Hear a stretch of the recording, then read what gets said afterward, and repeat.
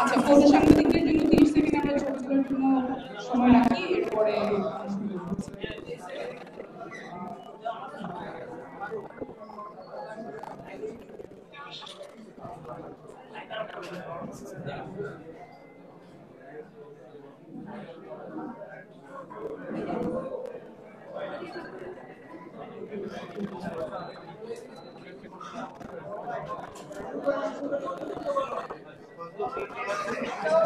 ঠিক আছে।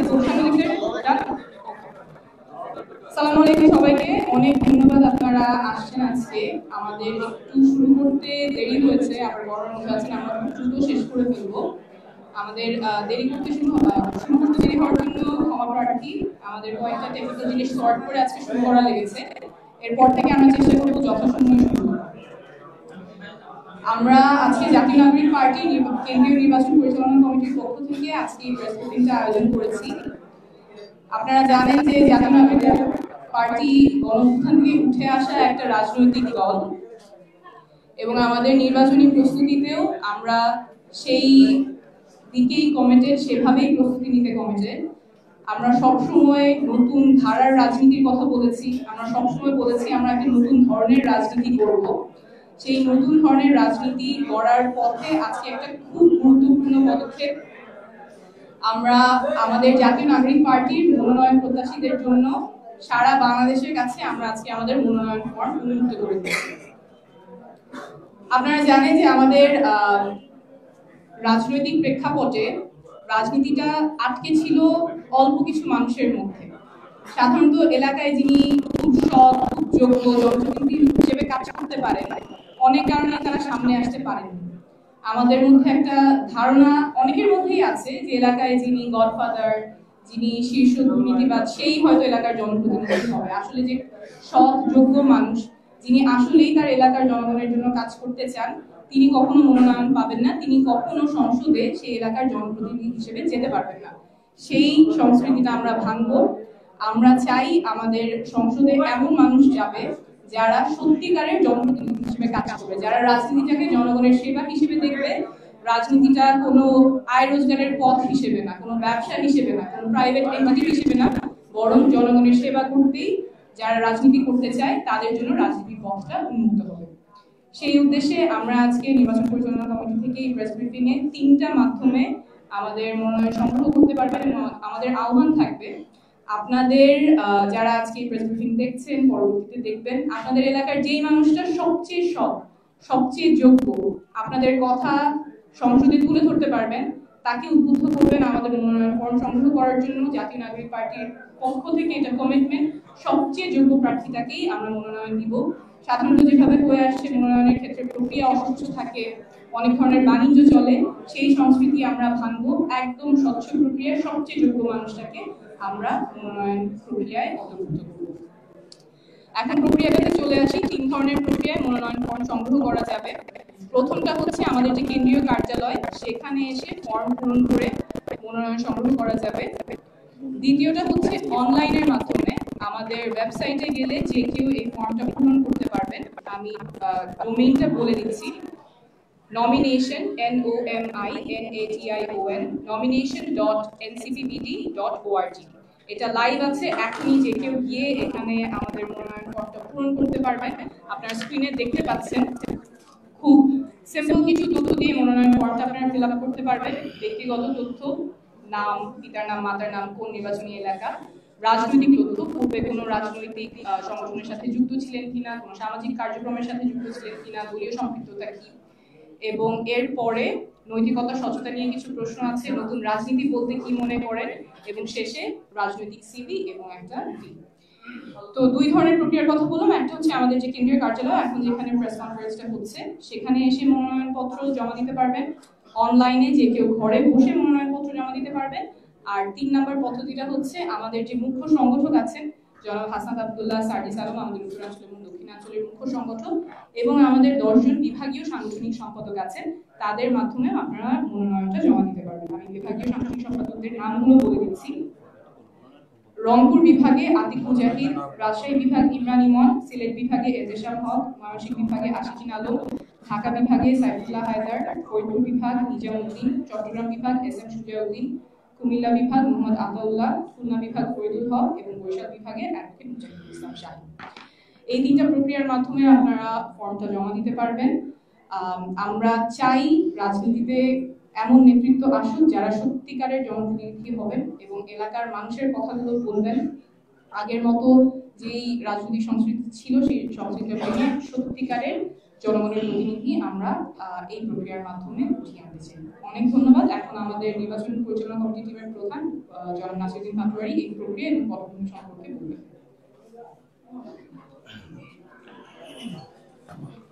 আসসালামু আলাইকুম প্রিয় সাংবাদিক বৃন্দ এবং দেশবাসী যারা দেখছেন এবং আমাদের সহকর্মী বৃন্দ যারা দিনরাত পরিশ্রম করে যাচ্ছেন।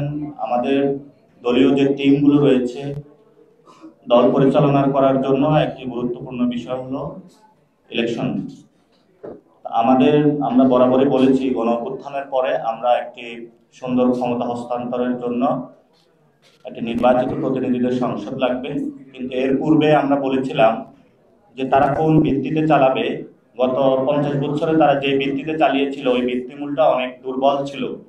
ওই ভিত্তিমূল ছিল সন্ত্রাস, চাঁদাবাজ, ইন্ডিয়ান হেজিমনি থেকে শুরু করে একদলীয় শাসন, বাকশাল থেকে শুরু করে অসংখ্য যেগুলো বাংলাদেশকে পিছিয়ে দেওয়ার এই ধরনের যাত্রা আমরা দেখেছিলাম।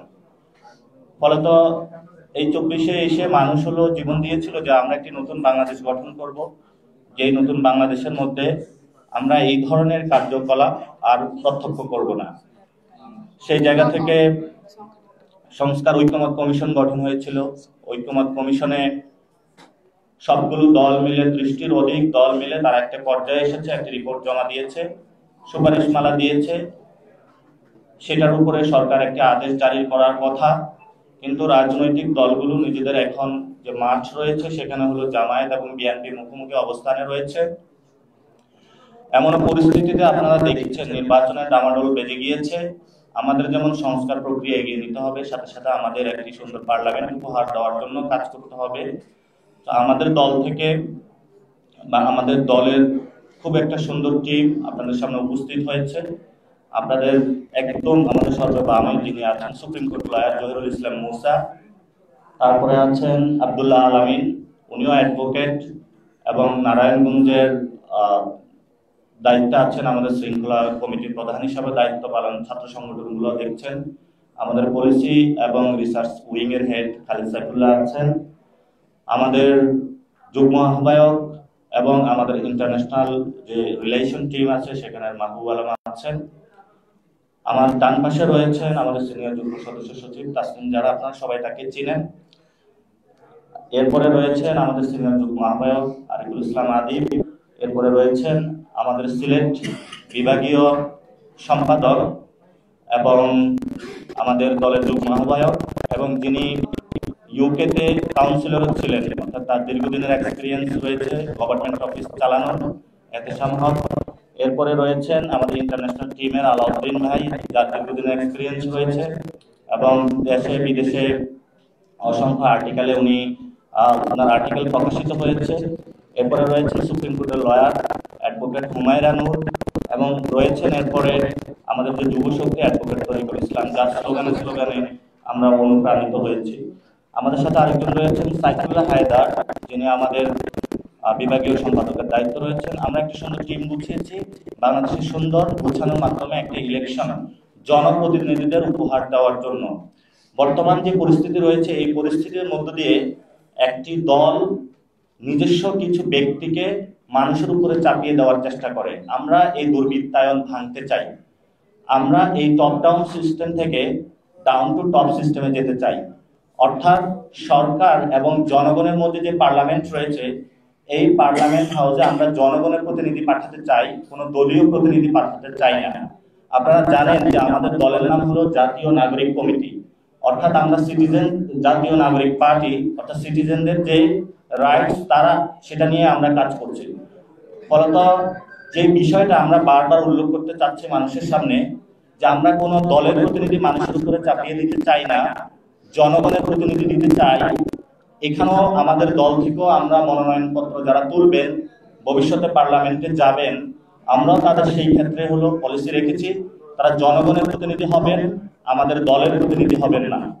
এবং আপনারা জানেন যে আমাদের পার্লামেন্টারি যে সিস্টেম রয়েছে সেটাতে সবাই আমাদের ট্যাক্সের টাকা দিয়ে সেখানে যে সংসদ সেশনটা চলে থাকে, সবাই কালভার, ব্রিজ, তার এলাকার কি সমস্যা সেগুলো বলে থাকে।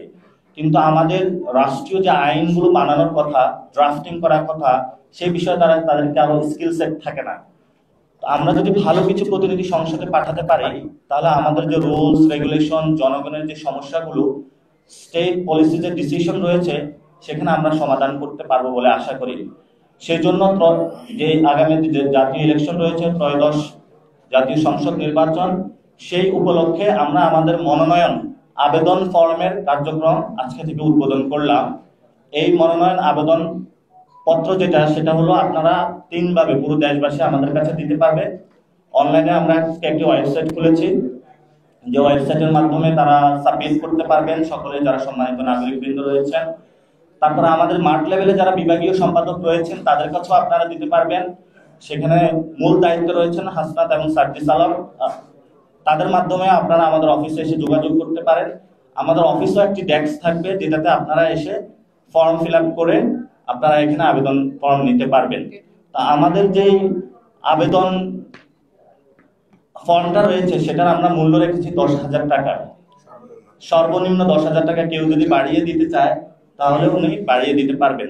তবে জুলাই আহত এবং যারা শ্রমিক, কৃষক, কুলি মজুর রয়েছেন, আমরা তাদেরকেও সংসদের এই প্রক্রিয়াতে অংশগ্রহণ করতে চাই।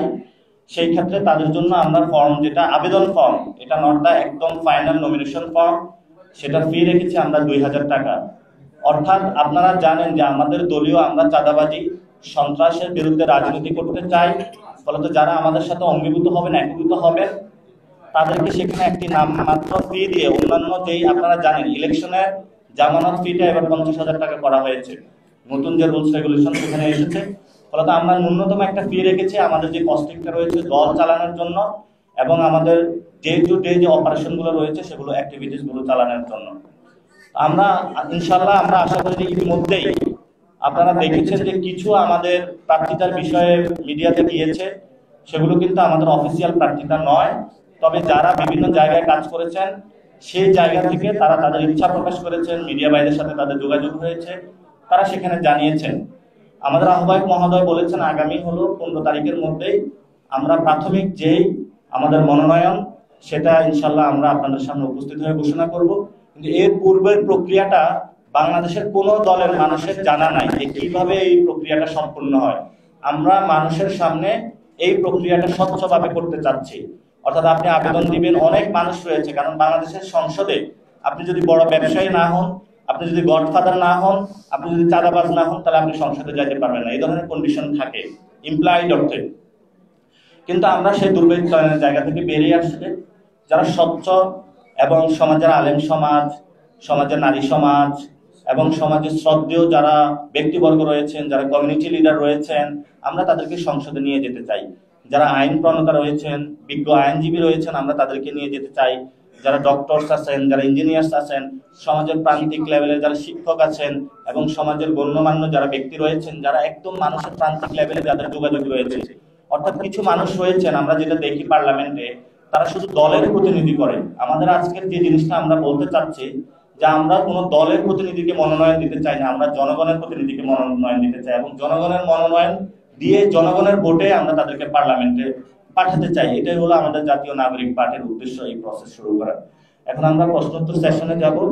যদি আপনাদের কোনো প্রশ্ন থাকে সেটা আপনারা করতে পারেন।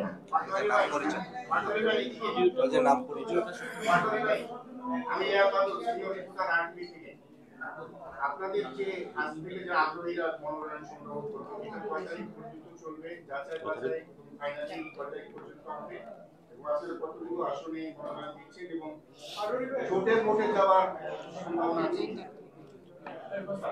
এই বিষয়গুলো বর্তমানে নির্বাচনে যে ভোটের ট্রেন বা হালচাল চলছে, এটা বড় বড় আপনার বড় বার্গেনিং কোশ্চেন হয়ে গিয়েছে, বড় ইস্যু হয়ে গিয়েছে। আসলে কার সাথে জাতীয় নাগরিক পার্টি জোট হবে, জাতীয় নাগরিক পার্টিকে একক ইলেকশন করবে নাকি আলাদা করবে, তা আমাদের এই কার্যক্রম বাছাই প্রক্রিয়াটা 13 তারিখ পর্যন্ত চলবে, আমরা ওপেন রাখবো এবং 15 তারিখে আমরা প্রাথমিক যে তালিকা সেটা প্রকাশ করব। আপাতত আমাদের জাতীয় নাগরিক পার্টির ইচ্ছা এবং আমাদের যে পার্টির সিদ্ধান্ত, এটা আহ্বায়ক মহোদয় পরিষ্কার করেছেন আমাদের পার্টির পক্ষ থেকে, যে আমরা 300 আসনে আমাদের প্রার্থী দিব এবং এককভাবে ইলেকশন করব। তবে একটি কথা থেকে যায়, যেহেতু বর্তমান পরিস্থিতিতে দেশ একটি সংকটকালীন মুহূর্তে রয়েছে, সেই জায়গাতে বিএনপি এবং জামায়াত ইসলাম যদি সংস্কার প্রক্রিয়াগুলো একটি জায়গাতে আসে এবং তারা যদি সংস্কারের ভবিষ্যতে বাস্তবায়ন করবে এ মর্মে প্রতিশ্রুতি দেয়, তাহলে বিএনপি অথবা জামায়াত যে কারোর সাথে আমাদের জোট হতে পারে। কিন্তু আমাদের এই যে প্রাথমিক যে শর্তটা রয়েছে বিচার সংস্কার, এই বিষয়ে আমরা যদি সমাধান না হয় তাহলে কারোর সাথেই কোনো জোটে যাব না।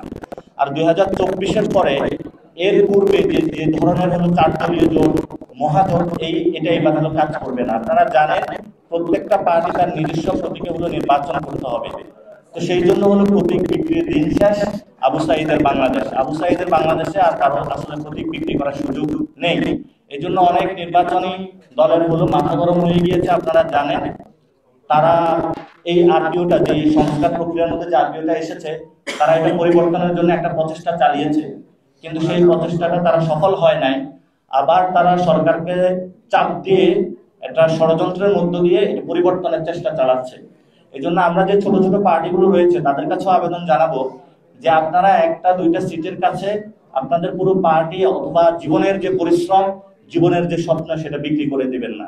তো এই সিস্টেম যদি হতো তাহলে তো বাংলাদেশে কোনো মিডল বিজনেসম্যান থাকতো না, মিডল শপ ওনার থাকতো না, অথবা প্রান্তিক লেভেলের শপ ওনার থাকতো না, 1 থেকে 2টা হলো ব্যবসায়ী বা কর্পোরেট হাউস থাকতো। তো এটা তো আমরা ওইভাবে চাই না। তাহলে এটার মাধ্যমে কি হয়, দ্বিদলীয় গণতন্ত্র হয় অথবা একদলীয় গণতন্ত্র হয়। আমরা তো বহুদলীয় গণতন্ত্র চাই। বহুদলীয় গণতন্ত্রের প্রাথমিক শর্ত হলো প্রত্যেক ব্যক্তি অথবা প্রত্যেক পার্টি তার নিজস্ব প্রতীকে ইলেকশন করতে হবে। বহুদলীয় গণতন্ত্রের অন্যতম শর্ত হলো কেউ চাঁদাবাজি সন্ত্রাসীদেরকে মনোনয়ন দিবে না। বহুদলীয় গণতন্ত্রের সৌন্দর্য হলো যে কেউ সংস্কার প্রক্রিয়ার বিরোধিতা করবে না। বহুদলীয় গণতন্ত্রের সৌন্দর্য হলো যে মাঠের মধ্যে গিয়ে কোনো মল্লযুদ্ধ করে জনগণকে ভোগান্তিতে দিবেন। আপনারা জানেন, আপনারা যখন এই অফিসে আসতেছিলেন, আজকে ঢাকার মধ্যে অনেক জ্যাম পড়েছে। কেন পড়েছে? গণভোট আগে হবে নাকি পরে হবে, এটা নিয়ে পুরো বাংলাদেশে মিছিল মিটিং চলতেছে। আবারে আপনারা দেখেছেন আমি মেয়র হয়ে অফিসে বসে গিয়েছি, আমাকে দেয় না কেন, এটার জন্য পুরো ঢাকা হলো অচল করে দেওয়া হয়েছে। এই ধরনের অচল ঢাকা বা বাংলাদেশ আমরা নতুন বাংলাদেশে দেখতে চাই না। এই জন্য সকল পলিটিক্যাল পার্টির প্রতি আমরা আহ্বান রাখবো যে আপনারা এই ধরনের রাস্তার যে ফাইটটা রয়েছে বা রাস্তার যুদ্ধটা বন্ধ করেন। আপনাদের সামনে তো সুযোগ রয়েছে, আপনারা অফিসে আলোচনা করতে পারেন, ব্যবসা বাণিজ্য একসাথে করতে পারেন, নিজেদের ছেলে মেয়েকে একসাথে বিয়ে দিতে পারেন, বিয়ের অনুষ্ঠানে আমরা একসাথে দেখি। তারপরে হলো নিজেদের যখন স্বার্থ সংশ্লিষ্ট কাজ থাকে সেখানে আপনারা একসাথে হতে পারেন।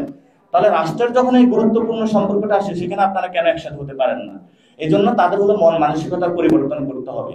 বাংলাদেশের যারা সিনিয়র সিটিজেন রাজনীতিবিদ রয়েছেন তাদের প্রতি আমরা সম্মান রেখে বলতে চাই যে আপনারা যে প্রক্রিয়ার মধ্যে দিয়ে যাচ্ছেন, আপনার সম্মান, আপনি যখন বাসায় যান আপনার সন্তানকে আসলে আপনাকে রাজনীতিবিদ হিসাবে সম্মান করে কিনা, এটা আপনাদের কাছে আমাদের প্রশ্ন থাকবে। আপনার বউকে আপনাকে রাজনীতিবিদ হিসাবে প্রশ্ন করে কিনা, সেই প্রশ্নটা আমাদের আপনাদের কাছে থাকবে। অর্থাৎ নিজের সম্মান যদি আপনি নিজের ঘরে না রাখতে পারেন, আমরা দেখেছিলাম অনেক রাজনীতিবিদদের যারা সন্তান, যারা আমাদের সাথে আন্দোলনে এসেছিল, তারা বলছে যে আমরা এই আপনাদের সাথে নতুন পার্টি করতে চাই। বললাম তাহলে কেন? বললো যে আমার বাবা মন্ত্রী হোক এমপি হোক তাকে আমার পছন্দ না, কারণ আমি তাকে ভিতর ঘর থেকে তাকে দেখি, যেই ধরনের মন মানসিকতা, যেই ধরনের চিন্তা, আসলে এটা আমাদের বর্তমান যে প্রজন্ম রয়েছে নতুন প্রজন্মের সাথে আসলে যায় না। এই জন্য আমরা তাদেরকে আহ্বান জানাবো যে নতুন প্রজন্ম কি চিন্তা করে এটা আপনারা বুঝতে শিখুন। যে বিএনপি যে মনোনয়নগুলো দিয়েছে আপনারা তো দেখেছেন, একজন গুলিবিদ্ধ হয়েছে, আমরা এটা তীব্র নিন্দা জানাচ্ছি। এবং আপনারা দেখেছেন রোড ব্লক হয়েছে এবং রাস্তায় আগুন জ্বলেছে। আগুন জ্বলবে তো চুলায়, আগুন কেন রাস্তায় জ্বলবে? তারপরে আমরা দেখেছি রোড ব্লক হয়েছে। রোড ব্লক কেন করতে যাবে? এটা তো তাহলে যদি আপনারা ওই সময় বললেন যে আমাদের বাসার সামনে বালুর ট্রাক কেন, এখন একজন সিটিজেন যদি এসে বলে যে মনোনয়ন পান না বলে আমার বাসার সামনে আমার রাস্তায় আপনি কেন ব্লক দিয়েছেন, আপনি কি উত্তর দিবেন তাকে? আপনি যখন এই সংস্কৃতিগুলো জারি করবেন আপনার বাসার সামনে একদিন হলো বালুর ট্রাক পড়ে যাবে। এই জন্য এই ধরনের মন মানসিকতা সংস্কৃতি থেকে আমাদের হলো বেরিয়ে আসতে হবে। নাসিরুদ্দিন ব্যাপারে আমি কালের মধ্যে কাজ করি, খবর আসি বুঝছে না। তাহলে কি এই যে প্রথম সারির কয়েকটা গণমাধ্যম, একাধিক গণমাধ্যম তারা যে একটা সংবাদ প্রকাশ করেছে, এনসিপি বিএনপির কাছে 20টি আসন চায় এবং মন্ত্রী পরিষদে 3টি সিট চায়, তাহলে এটাকে আপনারা অস্বীকার করছেন? এটা তো প্রতিবাদ লিপি দিয়েছে। এটা আমাদের পেজ থেকে একটা প্রতিবাদ লিপি গিয়েছে এবং আমাদের দপ্তর থেকে গিয়েছে। আমি গতকালকে এটা নিয়ে কড়া বক্তব্য দিয়েছিলাম, অনেকে রাগ করেছেন, আমার কাছে রাতে অনেকগুলো ফোনও এসেছে। আমি বলেছিলাম মিডিয়া ছোট বা বড় হোক, এই ক্যাটাগরিটা আসলে কে করে? আমরা মনে করি প্রথম সারির পত্রিকা, দ্বিতীয় সারির পত্রিকা বলে কিছু নাই। এগুলো হলো ওই যে অ্যাডভার্টাইজমেন্ট অথবা আপনার বিজ্ঞাপনের কত কপি বিক্রি হচ্ছে, কত বেশি বিজ্ঞাপন নেওয়া যায়, এই জন্য এই কাজটা করে থাকে। একটা ছোট পত্রিকা হতে পারে, উনি যদি সত্য নিউজ প্রকাশ করে, সত্য তথ্য তুলে ধরে, একটা বড় যে পত্রিকাগুলো তথাগত পত্রিকা, তার চেয়ে আমি তাকে বেশি সম্মান করব। আর বড় যদি কোনো পত্রিকা মিথ্যা তথ্য দেয়, তাহলে সেই ক্ষেত্রে আমি তাকে সম্মান করতে পারবো না। এই জন্য আমরা জানি যে এই ধরনের অসত্য তথ্য দিয়ে বর্তমানে বিভ্রাট সৃষ্টি করা হচ্ছে। এই বিভ্রাট থেকে আপনাদেরকেও আমরা বলবো যে সতর্ক থাকার জন্য। এই মিথ্যা তথ্যে অনুপ্রাণিত হয়ে আপনারা আরেকটি মিথ্যা তথ্যের অংশীদার হবেন না। একটা প্রশ্ন ছিল, আমির কাসেম মাহমুদ চৌধুরী বলেছেন সংসদের বাইরে সংবিধান নিয়ে আলোচনা করা সম্ভব, তবে সংবিধান পরিবর্তন সম্ভব নয়। এই বিষয়ে আপনার মত? এটা তো বেসিক জায়গাটা, উনি যে গণ অভ্যুত্থান অস্বীকার করেছেন এই বক্তব্যের মধ্য দিয়ে, সংসদে কেন গণ অভ্যুত্থান হলো না? সংসদে উনি কেন যেতে পারেন নাই? সংসদে গত 15 বছর বিরোধী দল হিসেবে কিন্তু বিএনপি ব্যর্থ। এখন বিএনপি নাকি সরকার গঠনের প্রচেষ্টা করছে। বিরোধী দল হিসেবে যে ব্যর্থ দল, তা আবার কিভাবে সরকারি দল হিসেবে সফল হবে, সেই প্রশ্নটা আমি রেখে গেলাম তাদের কাছে। আপনারা বলছিলেন যে বেগম খালেদা জিয়ার আসনে আপনারা প্রার্থী দিবেন, আজকে বলছেন যে আপনারা 300 আসনে প্রার্থী দিবেন, তাহলে কি বেগম খালেদা জিয়ার আসনে আপনারা প্রার্থী দিচ্ছেন? 300 আসনে এটা আমরা তো প্রার্থী দিব, অ্যাপ্রক্সিমেট প্রার্থী দিব। সেখানে 1-2টা আসন গণ অভ্যুত্থানের যারা লিডার রয়েছে, সেখানে যখন সংস্কার প্রক্রিয়াতে ওনারা আসবেন এবং যদি না আসেন, সেখানে তো আমরা অনেক কিছু কম্প্রোমাইজ করব না। তো সেখানে আমরা বলছি যারা এই ফেসিবাদের অভ্যুত্থানে যারা অংশগ্রহণ করেছিলেন দলীয় নেতৃবৃন্দ, আমরা তাদেরকে সম্মানের জায়গাটা রাখবো। তবে সেই জায়গাটা থেকে 2-1টা আসন কম হতে পারে, এটা হলো বিষয়। যখন আপনি পার্সেন্টেজ আকারে বলবেন, আপনি তো ফুল ওই যে আপনি তো একদম অঙ্কে মনে মাস্টার, এজন্যই হলো এইভাবে বললেন। এটা রেটরিক অর্থে বলা হয়ে থাকে, সেভাবে একটু বুঝলে ভালো হবে। বাংলাদেশের প্রেক্ষাপটে যে আপনি আন্তর্জাতিক জন্য সবার জন্য যদি বাইরের কেউ দলের আসে, মানে সেটা আসলে কিভাবে নিয়ন্ত্রণ করবেন, আপনারা এবার অন্য কাউকে অন্য কোনো দলের জনগণের সেটা কিভাবে বুঝছেন? এইসব একটা আমরা তো বলেছি প্রাথমিক সদস্যপদ নিতে হবে। জাতীয় নাগরিক পার্টির যে আমরা বিশ্বাস করি একটি নতুন সমাজ আমরা বিনির্মাণ করতে চাই, অবশ্যই থাকে। সেটা আপনারা দেখবেন এখানে সবগুলো বিষয় লেখা আছে, অর্থাৎ তার রাজনৈতিক আদর্শ তুলে দিতে হবে, ব্যক্তিগত তথ্য, রাজনৈতিক তথ্য দিতে হবে এবং তাকে একটা ফি দিতে হবে। এই ফর্মে আপনারা যখন এই nomination.ncppbd.org-তে আপনারা প্রবেশ করবেন, সেখানে সবকিছু আপনারা দেখতে পারবেন। আমরা সবগুলো ক্রাইটেরিয়া এখানে দেখেছি, যাতে যে নীতিমালাগুলো রেখেছি, যাতে অন্য কোনো পার্টি অথবা অন্য কেউ ব্যক্তি এই জনগণের প্রতিনিধিদের মধ্যে ঢুকে না করতে পারে, কোনো সন্ত্রাস চাঁদাবাজ কেউ। আমরা সবগুলো প্রসেসে এখানে রেখেছি, আপনাদেরকে যদি দেখেন তাহলে সবগুলোই আপনারা বুঝবেন। আপনারা এখনো চেক করতে পারেন আপনাদের মোবাইলে, এই যে nomination.ncppbd.org, আপনারা এটা চেক করতে পারেন। আর আমরা হলো আমাদের প্রেস রিলিজের মধ্য দিয়ে সবকিছু দিয়ে দিব, আপনারা কার সাথে যোগাযোগ করবেন, পুরো বাংলাদেশের মানুষ কার সাথে যোগাযোগ করবে, কিভাবে প্রসেসগুলো হবে। আমাদের আগামী 7 দিন একটা বড় ধরনের ক্যাম্পেইন যাবে, যে ক্যাম্পেইনগুলোর মাধ্যমে আমরা সবকিছু আপনাদের সামনে আরো বড় আকারে, বিস্তারিত আকারে পেশ করবো আপনাদের সামনে, তখন আরো বেশি আপনারা ক্লিয়ার হয়ে যাবে। তবে বাংলাদেশে এই ধরনের প্রসেস, যখন আমাদের দলের আমরা নাম কি দিব, মার্কা কি দিব, সেখানেও আপনারা পুরো বাংলাদেশ থেকে আমরা মানুষের থেকে ডেটা নিয়েছিলাম। এই ধরনের নমিনেশন বা আবেদনপত্র কালেকশন, এটা বাংলাদেশে এই প্রথম এনসিপি হলো ইনিশিয়েটিভ করেছে। তা আমরা নতুন নতুন ইনিশিয়েটিভ বাংলাদেশের মানুষের সামনে নিয়ে এসেছি স্বচ্ছ প্রক্রিয়ার জন্য।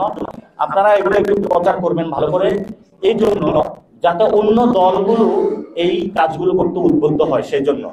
এবং আশা করি যে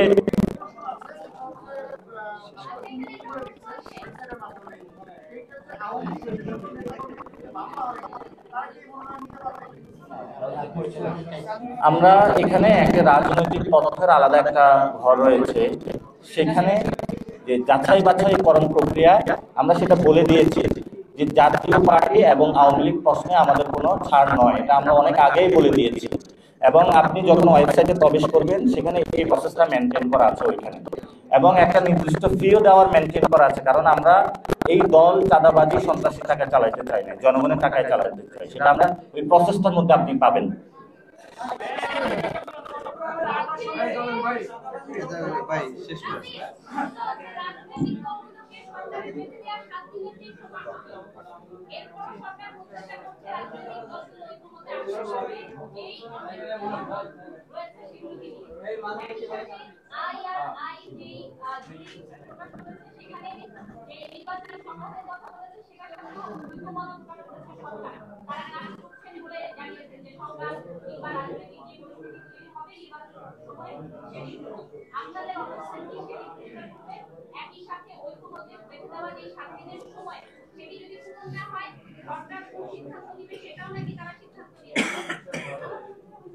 এটা আপনারা জানেন যে বিএনপি তার দাবি দিয়েছে, জামায়াত তার দাবি দিয়েছে, আমরা তাদের এই এক টেবিলে বসানোর জন্য গতকাল 9 দল একটা মিটিং করেছিলাম। সেখানে গণতন্ত্র মঞ্চ প্লাস এবি পার্টি, জাতীয় নাগরিক পার্টি এবং গণ অধিকার পরিষদ আমরা সেখানে ছিলাম। রাষ্ট্র সংস্কার আন্দোলন গণতন্ত্র মঞ্চের মধ্যে আছে, আমরা সেখানে ছিলাম। আমরা তাদেরকে বলেছি যে আমরা বিএনপি এবং জামায়াতের সাথে বসবো। আমরা ইতিমধ্যে 2 দলের সাথে আলোচনা চালাচ্ছি যে একটি সমাধানে পৌঁছার জন্য। সমাধানে যদি না পৌঁছতে পারে, আমরা তো আমাদের সমাধান মানুষের সামনে দিয়ে রেখেছি যে কোন প্রক্রিয়ায় আপনি বাস্তবায়ন করবেন, এবং সেখানে যে গণভোট প্রশ্ন, নোট অফ ডিসেন্টের প্রশ্ন, আদেশের প্রশ্ন, আদেশটা কে জারি করবেন, সবগুলো প্রসেস আমরা দিয়ে রেখেছি। আমাদের জাতীয় নাগরিক পার্টির পক্ষ থেকে আমরা স্বচ্ছ প্রক্রিয়া সরকারের সামনে দিয়ে রেখেছি টেবিলে। কিন্তু জামায়াত এবং বিএনপির মধ্যে মল্লযুদ্ধ, মারামারি হচ্ছে। আমরা মারামারি বন্ধ করার জন্য গতকালকে থেকে কিছু উদ্যোগ নিয়েছি। তো সেই জায়গাটায় আমরা বলবো যে রাজনৈতিক দলগুলো, সরকার আপনাদের কোর্টে বল ঠেলে দিয়েছে। এখন আপনারা যদি সমাধান করতে ব্যর্থ হন, এটা আসলে আপনাদের জন্য খুবই লজ্জাস্কর একটি বিষয় হবে। এজন্য রাজনৈতিক দুটি দলকে আমরা আহ্বান জানাবো, আপনারা আলোচনার টেবিলে বসুন। ইতিমধ্যে একটি দল আরেকটা দলকে আহ্বান জানাচ্ছে, কিন্তু কার সাথে কে বসবে সেই বিষয়ে তাদের মধ্যে কোনো কথা নেই। এই জন্য তারা আবার একটি দল বলেছে এটা সরকারের হলো সমাধান করতে হবে, রেফারি করতে হবে। কেন রাজনৈতিক দলগুলো যে নিজেদের মধ্যে বসতে পারে না, এটা মানুষকে দেখানোর জন্যই সরকার এই কাজটি করেছে। এবং এর মধ্য দিয়ে সরকার মানুষকে বুঝিয়েছে, পুরো বাংলাদেশের জনগণকে, যে দেখুন রাজনৈতিক দলগুলো নিজেদের আলোচনার টেবিলে বসতে পারে না। এই আলোচনার টেবিলে কিন্তু সরকার বসিয়েছিল গত 6 মাস তাদেরকে বসিয়ে রেখেছিল যে তুমি আসো, বসো, এখানে বসে বসে কাজ করো। যখনই তাদেরকে ছেড়ে দিয়েছে, গিয়ে বলে যে যে জায়গায় বসেছিলাম ওটা প্রতারণার টেবিল ছিলাম। তাহলে গত 6 মাস আপনি প্রতারণা করেছেন, এখন এসে বলতেছেন যে আমি প্রতারণার টেবিলে ছিলাম না। তা আপনিও তো প্রতারণা কর্মসূচির অংশ ছিলেন যদি এটা প্রতারণা হয়। এই জন্য রাজনৈতিক দলগুলোর এই সংস্কৃতিটা বন্ধ করতে হবে। আমাদের পার্টি থেকে আমরা উদ্যোগ নিয়েছি, 2 দলের সাথে আলোচনা চলমান আছে, যে 9 দলের যে একটি জোট হয়েছে সেখানেও আলোচনা চলমান আছে। তবে জোট প্রশ্নে 9 দলের আমাদের একটি পলিটিক্যাল জোট হওয়ার সম্ভাবনা রয়েছে, অর্থাৎ গণতন্ত্র মঞ্চ প্লাস যে 3 দল রয়েছে সেটার একটি রাজনৈতিক জোট হওয়ার সম্ভাবনা রয়েছে। তবে আমরা পুরো বাংলাদেশের সংঘাত বন্ধ করার আহ্বান জানাবো। বিএনপি অলরেডি সংঘাত শুরু করে দিয়েছে, জামায়াতও মাঠে নেমেছে। আসলে বাংলাদেশ কোন সংঘাতের দিকে যাচ্ছে আমাদের জানা নেই। এই জন্য 2টি দলকে আমরা আহ্বান জানাবো, সংঘাত বন্ধ করুন। আর এই 2 দলের মধ্যে যারা বিভিন্ন রোড ব্লকেট করতেছেন, যদি আপনাদের মধ্যে কেউ ভালো মানুষ থেকে থাকে, যারা রোড ব্লক করে আগুন জ্বালায়, তারা তো ভালো মানুষ হতে পারে না। এই 2 দল থেকে মনোনয়নে বাদ পড়ছেন। কেন বাদ পড়ছেন? ওই যে টাকাটা দিতে পারেন নাই, বা পার্টি অফিসে জায়গা মতন নক করতে পারেন নাই। আপনারা আমাদের জাতীয় নাগরিক পার্টিতে যোগাযোগ করবেন। যদি আপনারা ভালো মানুষ হন তাহলে আমরা আপনাদের প্রার্থীটা দিব, এবং ইনশাল্লাহ জনগণের প্রার্থী থেকে এবার ভোট দিবে। কোনো সন্ত্রাস, চাঁদাবাজ, ধর্মীয় ফেসিবাদকে আগামী নির্বাচনে কেউ ভোট দেবে না। আমরা শেষ করি, ধন্যবাদ সকলকে। আর একটা প্রশ্ন,